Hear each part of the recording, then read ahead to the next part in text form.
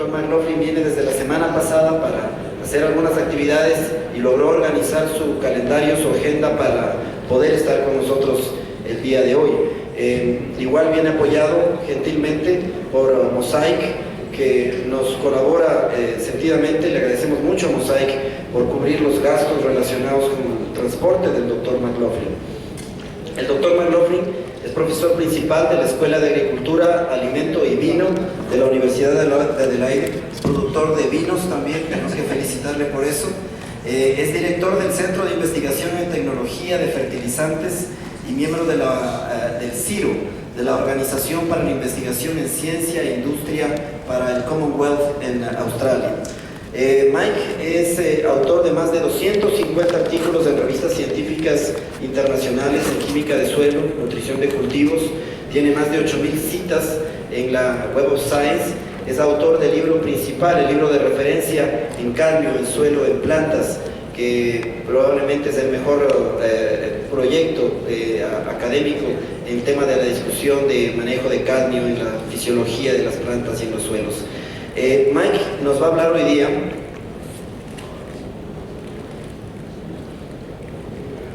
acerca de los metales pesados en la agricultura, y le hemos solicitado por el tema, por la importancia que está tomando el cadmio en ciertos cultivos, especialmente el cacao aquí en la región. Hemos tenido sesiones sobre cadmio el día de ayer, un par de ellas, que nos hable en su experiencia acerca del manejo de cadmio en particular en su charla. Al igual que en la charla anterior, le vamos a dar exactamente 1 hora al doctor Mike, y al final vamos a tratar de acomodar un espacio para preguntas, que espero sean muchas. Con ustedes el doctor Mike McLaughlin.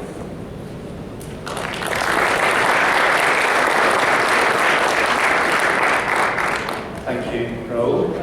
I understood about 5% of that. Thanks very much to the organising committee who brought me to Ecuador. This is my first visit to Ecuador, so I'm having a very nice time. I've had a chance to see around Quito. Thanks also to IPNI who helped support my visit here. And thank you for what I think were kind words for that introduction. The organisers asked me to talk about heavy metals in agricultural systems with the emphasis on cadmium. And I'll just talk a little bit about heavy metals first. The outline of the talk. I'll then talk about the metals of concern in agriculture, and then I'll focus more the rest of the talk on cadmium, and then at the end I'll talk a little bit about cadmium in cocoa. I haven't worked in cocoa, but I've read some of the literature from Ecuador and other countries, and I'll make some observations of some of the work that's been done. Heavy metals, actually, I didn't like the title I was given to talk about, because heavy metals is a term now that chemists don't like. So the International Union of Pure and Applied Chemistry published this paper in the 1990s saying that heavy metals actually is a meaningless term, because it doesn't cover some of the things that people are concerned about, some of the elements that people are concerned about, and also some of the heavy metals we are not concerned about. So really we should be talking about potentially toxic elements, or elements of concern in agriculture rather than heavy metals. So, for example, some of the elements that we're concerned about in agriculture, like arsenic and fluorine, are not heavy metals. Arsenic being a metalloid, and fluorine being a halogen. So we really shouldn't use the term heavy metals. I really like this classification of metals that Rufus Cheney produced in the 1990s. It probably needs a little bit of updating, but it's a really good way to look at some of the potentially toxic elements in agricultural systems. And he divided it into 4 groups. He called it the soil-plant barrier concept. And in group 1 here, we have elements that they are very, very insoluble, or if they're added to soil, they form precipitates or get sorbed to the soil very strongly, and therefore they do not get into soil solution, and therefore they're not a concern. It means that you'd have to add an awful lot of these elements to soil to elicit any toxicity or any food chain risk. And we've seen that when we've done work recently with silver nanomaterials. Quite often you have to add a lot of silver to soil to get toxicity. The second group of elements are limited by translocation within the crops. So they tend to get taken up by crops, but they don't get translocated to the food portion Now, I think Rufus would probably change this classification now for arsenic, because in flooded rice systems, arsenic, you could move over here, it becomes mobile, and gets translocated into rice grain. But the other elements, mercury, lead, and fluorine, generally, if the plant takes them up, they were held in the root system and they do not get through to the edible portions of plants. The third group is of concern from a toxicity viewpoint, either to plants or to microorganisms or invertebrates in the soil. And these elements can be phytotoxic at reasonable concentrations in soil. And particularly in agriculture, when we're adding things like sewage sludge or biosolids to soil or animal manures, you'll find that we're adding reasonable amounts of copper and zinc. So those would be two of the elements. If you had to ask me for two other elements to work on apart from cadmium in agricultural systems, it would be copper and zinc. Copper because of concerns for phytotoxicity to roots of sensitive species, and zinc because of a concern to microbial growth in the soil, particularly nitrogen cycling organisms, so N fixation and nitroflyers. And the fourth group of elements are those that don't kill plants very easily, so the plant will accumulate these to quite high concentrations. Before it kills the plant, it becomes of concern to animals who eat those plants, and animals include humans. And you can see cadmium, cobalt, molybdenum, and selenium. Molybdenum is over here as well, but molybdenum can be translocated. And these are the ones that we're concerned in terms of food quality. So in terms of food chain contamination, these are the elements that we are concerned about. Now, fortunately, we don't tend to add too many of these elements to soils in high concentrations. We add molybdenum, obviously, when it's deficient. We can add selenium when it's deficient. And selenium can be toxic if you have too much in the soil. Again, it's not toxic to the plant, it's toxic to the animals that are eating those plants. So really, cadmium is the one of most concern because we're adding it to soils and fertilizers, sewage sludge, biosolids, animal manures. There's also natural cadmium in the system. Okay, I talked about those metal risk pathways. For example, copper is mostly phytotoxicity, zinc is mostly toxicity to microbes, it's the most sensitive pathway. These are the sorts of pathways you can consider in agriculture in terms of transfer of the elements and the potential concern. And really with cadmium, the ones of concern are the ones in the food chain. Soil, plant, human. Soil, if we disturb soils and create water pollution and then irrigate crops with that polluted water, we can cause a problem in terms of food chain contamination. These have got a cross against them because generally cadmium becomes a problem in these pathways before it becomes a problem in these pathways. So cadmium is actually not that toxic to plants or microorganisms.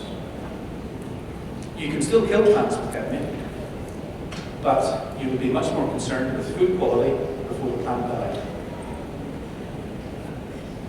So our main concern with cadmium in agriculture is that food chain pathway. Why are we concerned? Cadmium accumulates in humans. We all consume cadmium every day. If you had meat at lunchtime, if you had potatoes at lunchtime, if you had rice at lunchtime, there was cadmium in that food. Fortunately, 95% of cadmium is excreted. So our body doesn't keep the cadmium in the system. The problem is 5% is retained. And it's retained mostly in the kidney and the liver. And from birth, it slowly accumulates over time and it will peak at around 50 to 55 years old. Now, if you have enough cadmium exposure, eventually you damage the kidney function and you start to excrete protein, and the protein takes calcium with it. So it's effectively the same as osteoporosis in older women, which is a decalcification of the body. And that's really how cadmium expresses its toxicity, through that excretion of protein, taking calcium out of the body, and causing problems then with skeleton. How do we know this? It all started in Japan, where industry was working in the area and discharging polluted water into the river systems used for rice production. And at this stage, we didn't have the analytical equipment to actually analyze cadmium. This is the 1960s. We didn't have really good analytical equipment to analyze cadmium and trace concentrations in foods. The disease that was caused was called Itai disease, which in Japanese means ouch, ouch. And it's a very painful disease because it causes decalcification of bones in the body and the bones break. Particularly in older women who have a problem with keeping calcium in their body anyway, post-menopause.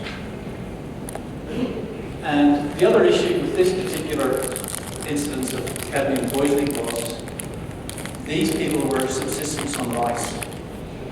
And rice is very low in zinc, it's very low in calcium, and as Ishmael talked about this morning, zinc can compete with cadmium for crossing membranes.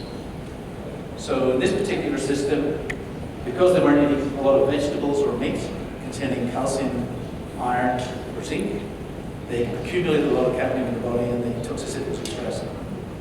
So a lot of our toxicology on cadmium derives from this early work in Japan and subsequent work. How is that now expressed?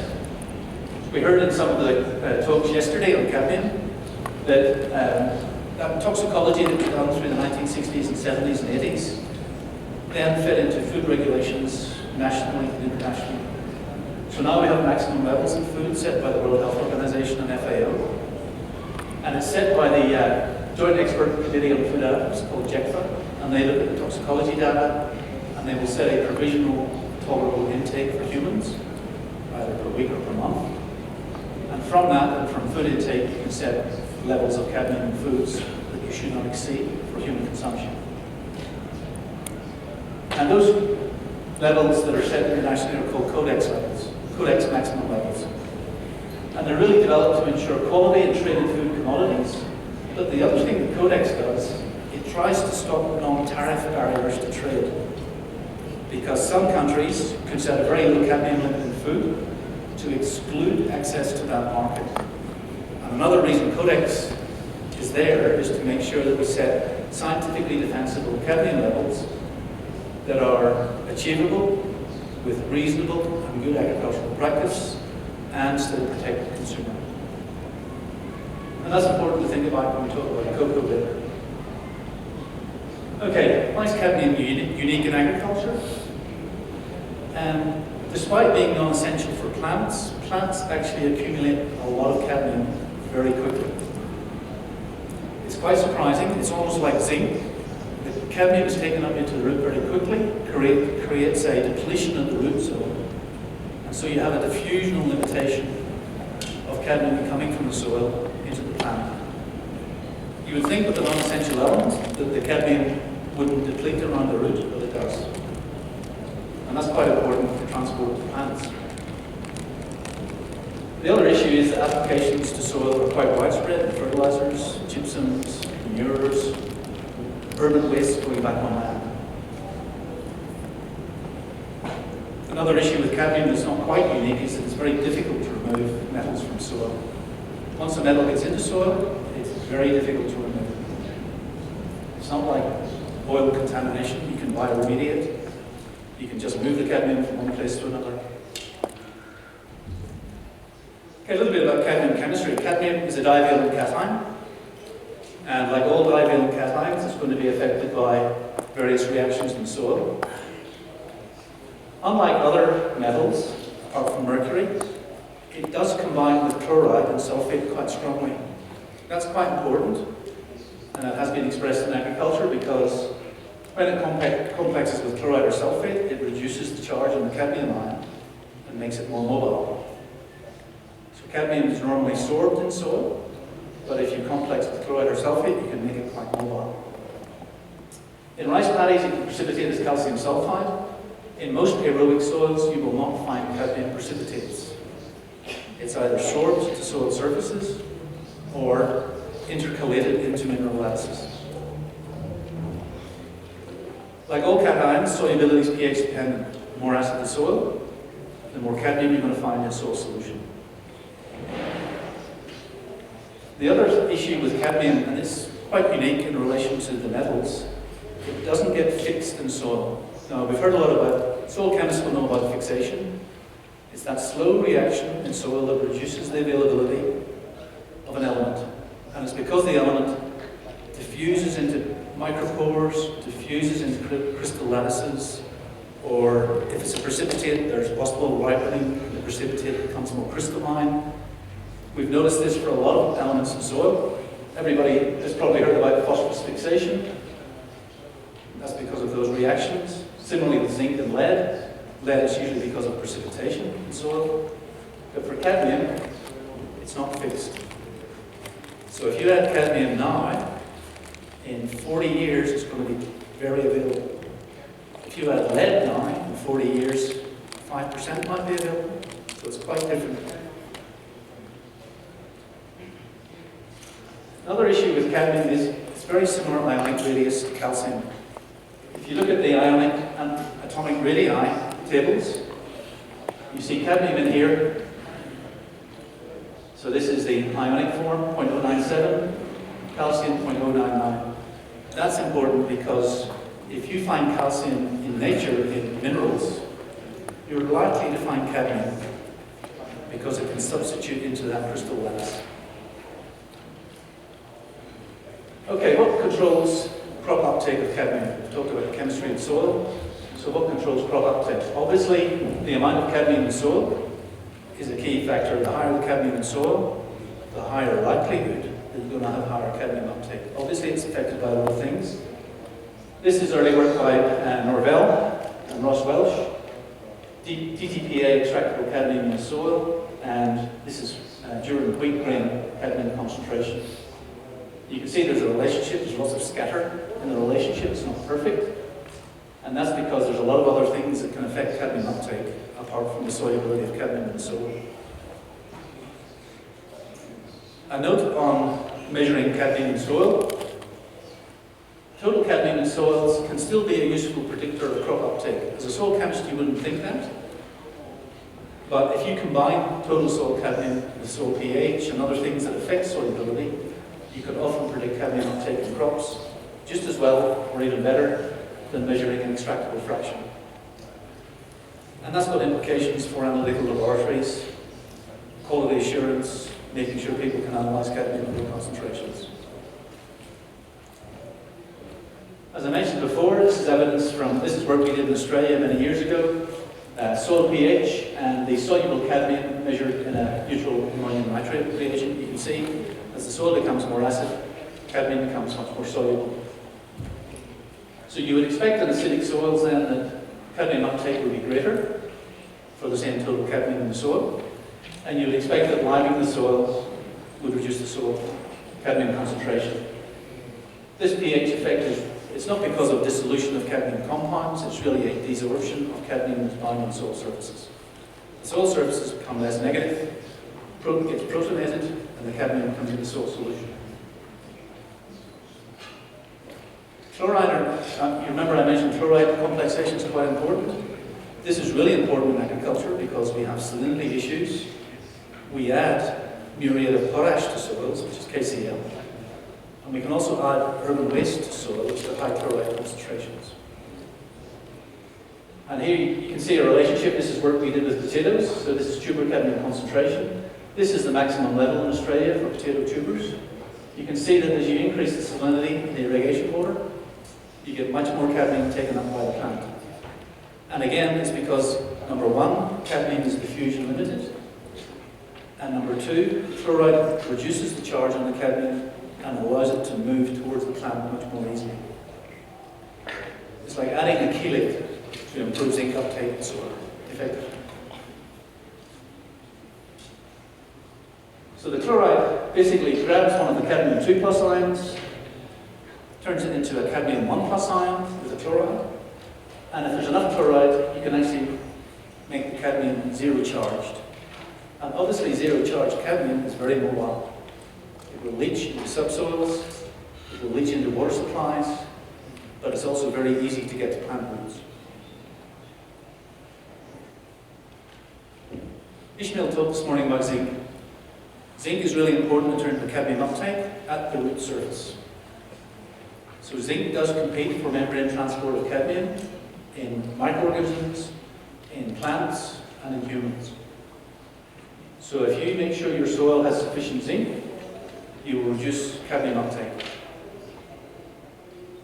This is early work by Rufus Cheney in the 1990s. This was just in hydroponics with lettuce, and looking at increasing the solution zinc concentration versus the cadmium concentration in the tissue in the shoots. Now, as well as soil factors, there's a whole myriad of factors that can affect cadmium uptake by crops. So I'll talk a little bit about these here. But obviously crop genetics, some crops have got a propensity to take up cadmium more than others. And some crops have got a propensity to translocate cadmium from roots to shoots. So there's two factors you've got to consider in terms of crop genetics. Tillage and agronomic management are important because if you have a surface contamination of cadmium and you till, you will dilute the soil concentration and you can reduce cadmium uptake by tillage. So the profile and distribution of cadmium is really important. Agronomic management, we've looked at different nitrogen fertilizers, different potash fertilizers, different cadmium contents in fertilizer, and they will all have an effect on cadmium uptake, depending on how they affect soil pH, depending on how they affect root exploration in the soil, and depending on other factors in relation to depth of distribution of cadmium. And crop rotation is an interesting one. We find higher cadmium concentrations in our wheat crops when it follows lupins, for example. We've never got to the bottom of why that might be, but the Canadians have also found that in crop rotations with canola, the wheat after canola has got higher cadmium concentrations as well.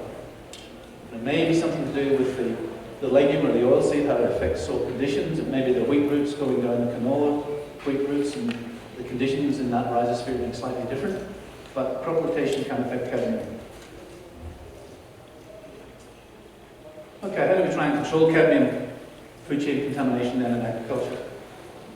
So I think the first step is you've got to know your source of cadmium, because if you're adding cadmium to a soil, an easy way to control contamination is to reduce inputs. And this has been the focus in Europe in particular, in terms of reducing cadmium concentrations in fertilizers. Where you've got a different problem of natural cadmium in the soil, obviously that's not an issue. The next one is know the distribution of cadmium in the profile, and I'll go through each of these in turn. Number 3 is understanding those factors that affect the cadmium accumulation by the crop, and then try and develop some mitigation strategies. So the first one then, is your cadmium geogenic or anthropogenic? If it's anthropogenic, you can perhaps do something about the inputs to the system.